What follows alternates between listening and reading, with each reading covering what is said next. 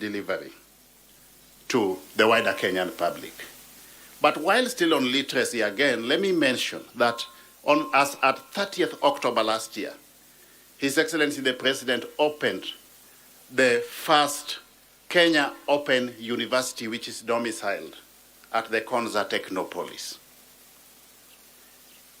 The import of this is that you can now log into the university online, as opposed to having to physically be confined to the four walls of a classroom. You are able to log onto the open program at the Konza Technopolis. That's a partnership between our ministry and the Ministry of Education to pursue higher education. This again will help us drastically reduce the cost of education, because education, the President has said many a time, is the greatest equalizer. We have had in our history instances where very bright students fail to make it to university because of lack of fees. We want to make education affordable under this government of Dr. William Samoei Ruto to facilitate inclusivity in pursuit of higher education. We don't want any Kenyan to be left behind just because of the challenge of lack of fees. That is another major intervention. So we'll continue with this journey, High Excellency. Another fundamental thing we are doing is to roll out fiber, 100,000 kilometers of fiber. We are going to take this all over the country. As we speak, we have changed the model of rolling out the fiber. As opposed to digging the trenches down there to roll out the fiber, we are now going to use the Kenya Power electricity transmission lines to help us take fiber connectivity to all parts of the country. So wherever there is a meter, an electricity transformer, and there are 74,000 of them, we'll be able to terminate the fiber at the transformer. We will also, in equal measure, be able to connect internet everywhere, to schools, to markets, and all public institutions and the villages. We have a target of 25,000 of such Wi-Fi hotspots. So we are on the right trajectory, and I want to assure everybody that we are so determined, under the close guidance and supervision of His Excellency the President, to transform Kenya into a digital economy. If we pursue our goals and objectives to a logical conclusion, we will, in the not too distant future, be running a paperless government. Yeah? We will, in the not too distant future, be able to run a 24-hour economy. I want to encourage the young girls here today to take advantage of the computers that we have brought here today. I want to assure you that once we'll work with the school administration, once you enhance the infrastructure and get a much bigger computer hub, we will be back here with many more computers so that you have enough computers for all the students here to acquire digital skilling from first form up to fourth form. With those many remarks, it is now my distinguished honor and privilege to take this opportunity to invite Her Excellency, the First Lady of the Republic of Kenya, Mama Rachel Ruto, to address the gathering. Please be upstanding.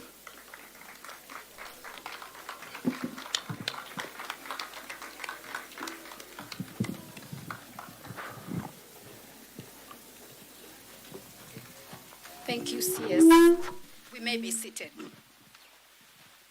Honorable Eliud Owalo, Cabinet Secretary for ICT and Digital Economy, Your Excellency, Ayub Savula, Deputy Governor, Kakamega County, Justice Helen Wasilwa, the Chairperson, Butere Girls High School Board of Management, Mrs. Jennifer Omondi, Chief Principal, Butere Girls High School, elected leaders present, national government and county government officials present, members of the clergy present, the Butere Girls fraternity and alumni.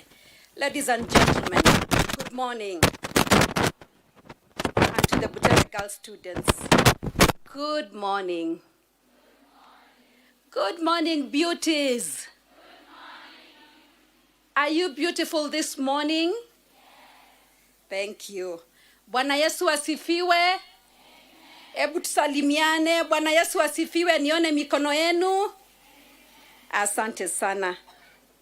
It always gives me much joy and pleasure to come back to Butere Girls. Each visit evokes fresh memories and reaffirms my appreciation to all the teachers and staff for the strong foundation they laid in our lives as alumni. We appreciate you and cannot say thank you enough. May God richly bless you. Our president, Dr. William Ruto, is a believer that alumni should always give back to their schools. When I mentioned today's visit to him, he asked me to convey his greetings and express his appreciation for the Gitume Digital Hub we will be launching today. On behalf of the Butere Girls High School and alumni, thank you, Waziri Eliud Owalo, and your team from Kansas City for setting up this digital hub that will enable our students to enhance their digital skills.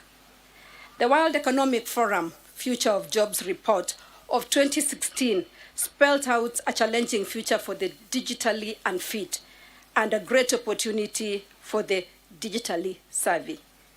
Experts predicted that technology and automation would cause the global workforce to lose 2/3 of traditional white-collar jobs in the coming years. This forecast saw governments and organizations globally prepare for this digital revolution, particularly keen to ensure young people were ready for the job market and responsive to new job opportunities. The story of Anne Joroge shows that technology can transform a young person's life. After completing her secondary school education, she was clear in her mind that she wanted to take a technology course, despite many people around her asking her to focus on other traditional courses. She enrolled for a diploma in business information systems at a college in Nairobi, and she excelled. Her passion for helping underprivileged young people access computers saw her set up the first computer lab in her former primary school on the slopes of Mount Kenya, the first in the region. Her love for how technology can cause social impact helped her join one of the advisory boards of the World Economic Forum in 2020 and attend the forum's top meetings in Switzerland. The bottom-up economic transformation agenda also captures the seriousness of digitization under its digital and creative economy pillar. The pillar is a key enabler of the other pillars, which are agriculture, micro, small, and medium enterprises, MSMEs, affordable housing, and universal health care. The Kenya National Digital Master Plan 2022 to 2027 details key interventions that will support the implementation of the vision behind the digital and creative economy pillar. 100,000 kilometers of high-speed fiber optic infrastructure will be installed to provide internet to all schools, government institutions and offices, health facilities, rural businesses, homes, and public spaces. Furthermore, the government plans to establish internet hotspots to serve innovators, youth, and entrepreneurs, as well as 1,450 ward-based digital hubs for citizen digital literacy training, film production, and public access to government services. We thank our Cabinet Secretary for the implementation of the Gitume digital hubs across the country. Thank you, Waziri. With this one in Butere Girls School being the 83rd digital hub in Kenya.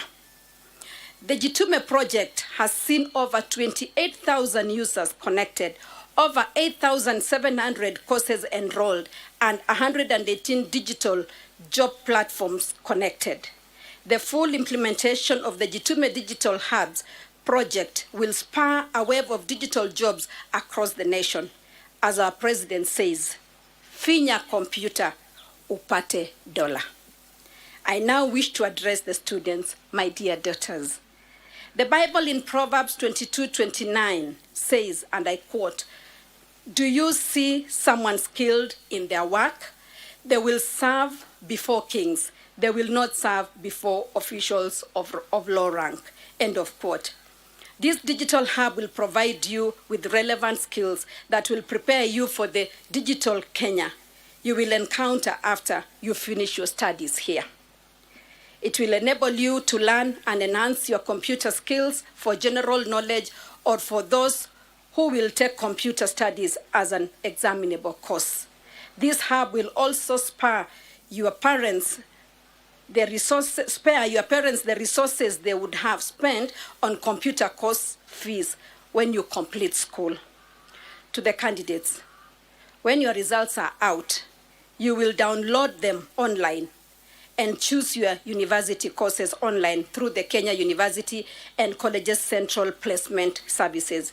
In your university and college studies, you will find that most of the course materials are available online. Assignments are taken online, and in some instances, examinations are taken on online platforms.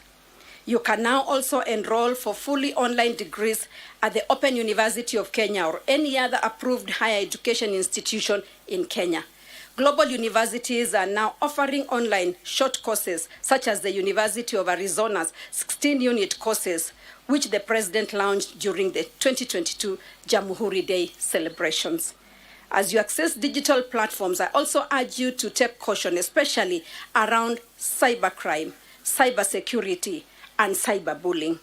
Every student should exercise personal responsibility and self-discipline, ensuring that their computer time is productive and contributes to their desired future. Students, ladies and gentlemen, this Gitume Digital Hub will encourage the students here in Butere Girls to be diligent in pursuit of their education, such as those focusing on science, technology, engineering, and mathematics, and all other courses key to our nation's economic prosperity.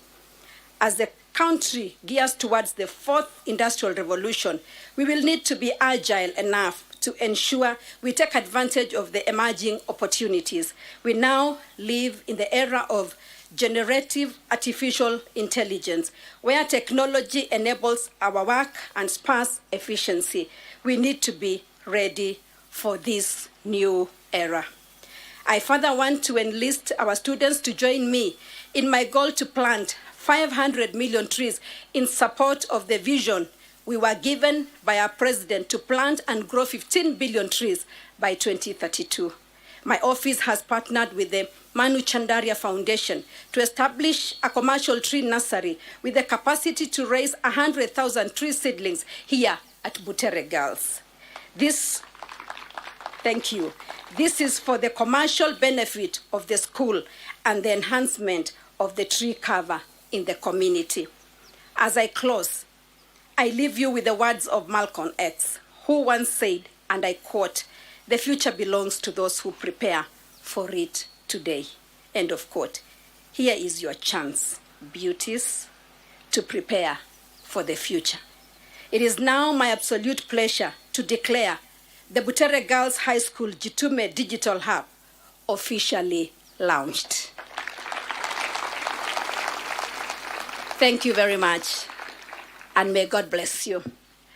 As I conclude, I once again really want to thank the CS for ICT, Honorable Owalo, for giving me this opportunity to be here today in my alma mater, a place that I cherish very much.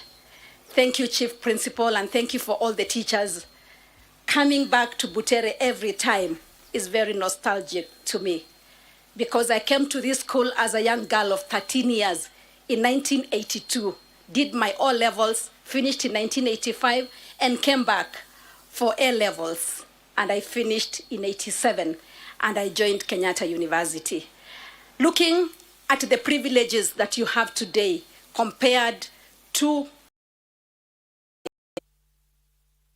opportunities for you beauties are great. I want to thank the teachers, I want to thank the principal and the Ministry of Education for supporting this school, because Butere Girls used to be one of the best performing schools for many years. But something happened along the way. But we thank God that when our new principal came, we have seen Butere Girls back in the map of Kenya in terms of performance. I want to thank you, Chief Principal, for your dedication, your time, your commitment, together with your teachers and your support staff. Thank you so much, students. I want to thank the leadership of the students, starting from the president to all the ones that help the other students, and to all you students who are determined to make a difference in your lives. I want to tell you something. As they say, education is the equalizer. As you are here, your parents have sacrificed, your communities, for some of you, have sacrificed. Some people go to school because there was a small harambe that was done by the community. I want to encourage you to be determined not to leave this gate of Butere when you live in Form 4 without having passed. I remember when I came here, because I came from Likuyani, it was very far. And I used to look at the gate that we entered and left, and I used to tell myself, I did not travel so many kilometers from Likuyani to come and live with nothing. Students, now we are even talking of a national school. That time it was a provincial school. Students seated here today have come from all parts of this nation. Sometimes when you're in that bus, or sometimes when you're in that train, or sometimes when you're traveling by whatever means, I want you to imagine the many kilometers that you travel to come to this school. And tell yourself that you will not leave this school without having passed. And when you have that determination, you will pass. We used to have a saying that was written there that said, determination knows no barrier. And we used to look at it every day. And many of us got determined, and the Lord was so faithful. And I want to tell you also my testimony, that it was in this school that I gave my life.